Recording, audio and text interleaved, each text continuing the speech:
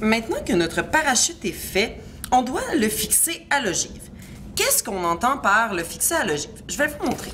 On doit le fixer grâce à une bande élastique à l'intérieur de la fusée. Et pour pas que quand notre parachute se déploie, notre ogive s'en aille toute seule de son côté, on va aussi fixer tout ça à l'ogive. Alors, je vous montre comment faire.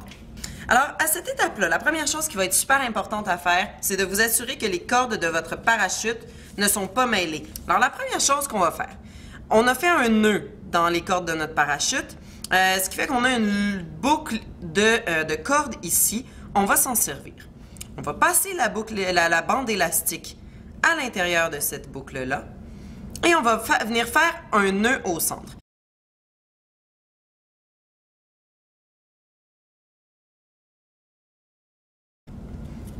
Alors voilà, première étape réglée, notre parachute est fixé à la bande élastique.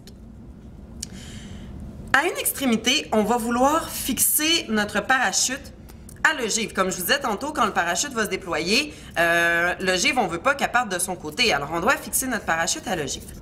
Pour faire ça, on va avoir besoin de grosses broches. La première extrémité de la grosse broche, on l'enfonce dans une des extrémités de la bande élastique. Alors, pour l'instant, j'ai le parachute qui est dans le centre de ma bande élastique. Et à une des extrémités, je vais aller mettre la grosse broche.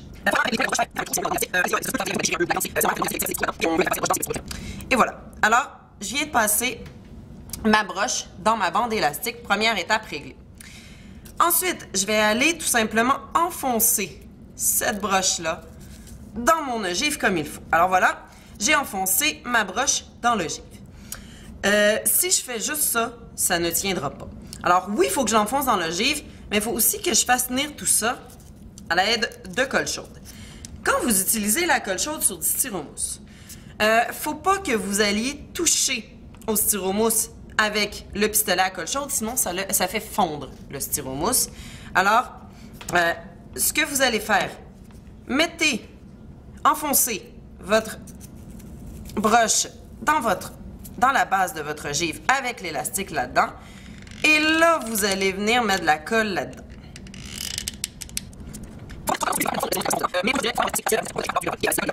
Alors, si on regarde ma bande élastique, j'ai mon ogive fixée à une extrémité grâce à une broche et à la colle. J'ai fait un nœud pour maintenir mon parachute dans le centre. À l'autre bout, ce que je vais vouloir faire, c'est venir coller ce bout-là dans le tube de ma fusée. Comment je fais ça?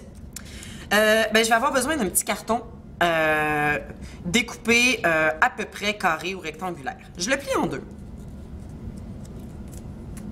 Alors, il y a l'ouverture ici, et dans le pli que je viens de faire, je vais venir découper un petit trou en losange. Et voilà. Alors, quand je l'ouvre, vous voyez, il y a un petit trou à l'intérieur de mon carton maintenant. Ce petit trou-là va servir à quoi? Ben, à passer ma bande élastique. Alors, on passe la bande élastique là-dedans. Et pour l'instant, le carton, on peut le laisser plus loin. On fait un nœud dans notre bande élastique. Donc, encore une fois, un nœud tout simple. On passe tout simplement comme ça. Je veux juste vraiment avoir un petit nœud au bout de mon élastique. Alors, je le défais pour vous remontrer une deuxième fois. Donc, le nœud que je fais, c'est un nœud tout simple. Je veux juste venir faire une espèce de boucle. Je repasse le bout dans ma boucle. Et voilà. J'ai un nœud à l'extrémité de ma bande élastique, donc à la dernière extrémité. Donc, à un bout, j'ai l'ogive qui est fixée. Au centre, j'ai le parachute qui est fixé. Et à l'autre bout, j'ai maintenant un nœud. Et ce que je vais venir faire, c'est que je vais venir coller ce nœud-là dans mon carton. Seulement le nœud, c'est pas suffisant. Si on tire comme il faut, le nœud pourrait sortir par le trou qu'on avait fait tantôt. C'est pour ça qu'on va aller chercher une précaution supplémentaire, si on veut, en mettant de la colle. Je m'assure que mon nœud est vraiment dans la colle, qui touche bien à la colle, et je ferme ça comme il faut. Maintenez-le en place encore une fois quelques secondes. Donc, ça arrivait souvent quand on utilisait la colle blanche, que je vous disais, maintenez en place quelques secondes. C'est nécessaire pour que l'action de la colle commence et que ça colle, justement. Hein? C'est à ça que ça sert de la colle. Et voilà. Alors là, c'est fixe, c'est solide. Pour l'instant, ma fusée, elle ressemble à ça ici. Vous, c'est possible que vous ayez déjà mis les ailerons. En fait, pour la plupart d'entre vous, à cette étape-ci, vous aurez déjà mis les ailerons. Ce qui fait qu'à l'extrémité où on a les ailerons, on a le moteur. Le parachute, on le fixe à l'autre bout de notre tube, là où c'est vide. Où est-ce que je viens fixer ça maintenant dans mon tube? Faut pas que ça soit trop sur le bord. Si je le fixe trop sur le bord, mon ogive ne pourra plus rentrer. Quand on avait fait l'ogive, je ne sais pas si vous vous souvenez, mais la profondeur à laquelle l'ogive entre dans le tube, c'était un diamètre du tube. On l'avait fait pour que ça entre à environ 56 mm.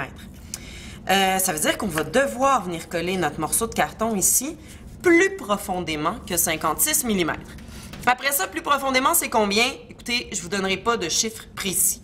Ce que je vous dis, c'est qu'il ne faut pas que ça soit trop proche du bord pour être sûr que votre ogive, on puisse la mettre et qu'elle ferme bien votre fusée. En même temps, enfoncez pas ça comme ça non plus, complètement au fond, que vous êtes capable d'aller le plus creux possible. C'est pas l'objectif. Si vous faites ça, votre parachute va être juste trop creux dans le tube et il va mal se déployer. Quand vous avez une idée d'où est-ce que vous allez fixer votre morceau de carton, vous venez mettre un peu de colle blanche, encore une fois. Et voilà, alors j'ai mis une petite quantité de colle. Je vais placer comme il faut. Ici, j'appuie, je maintiens en place quelques secondes.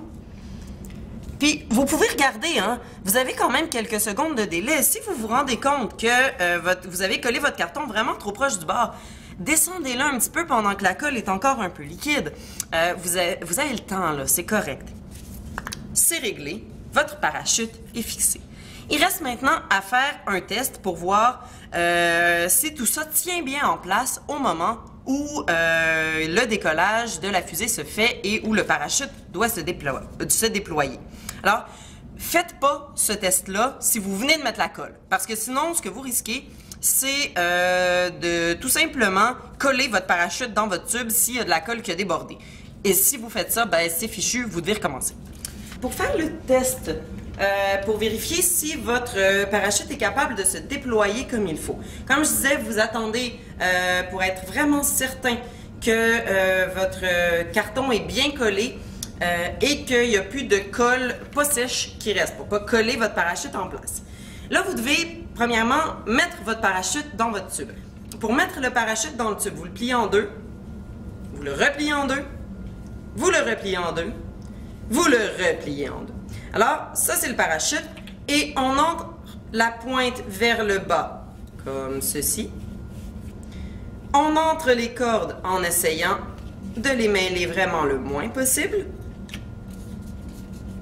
Et finalement, on vient positionner l'ogive. Le test, qu'est-ce que c'est? C'est tout simplement de souffler dans la base de votre fusée pour voir si le parachute va sortir. Alors, si vous aviez mis un moteur, évidemment, vous l'enlevez. Et vous devez vraiment souffler. Alors, on y va. Alors, vous avez vu que le parachute s'est envolé. Et voilà, si le parachute sort, c'est que votre parachute est bien fixé dans votre fusée et avec votre ogive.